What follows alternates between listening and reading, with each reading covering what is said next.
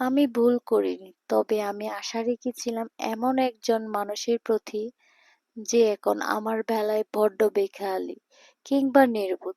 যে মানুষটা একদিন আমার ছোট অনুভূতি কিংবা আকুতিতে খুব সহজে উদাসীন হয়ে যেত, সে মানুষটা আজ খুবই অচেনা। আমি ছিলাম তার জীবনের শ্রেষ্ঠতম অধ্যায়।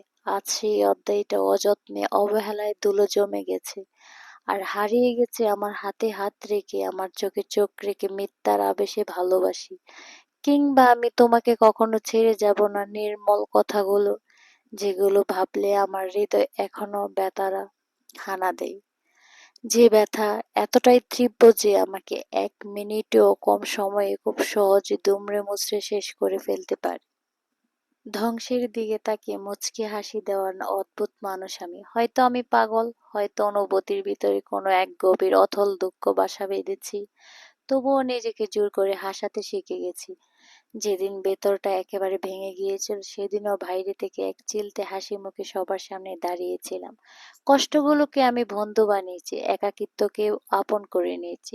মানুষ ভাবে আমি হয়তো সুখী, শক্ত, কিন্তু তারা জানে না প্রতিটা রাত আমার আমার একটা লড়াই, যে নিজেকে নিজেই বুঝিয়ে রাখি।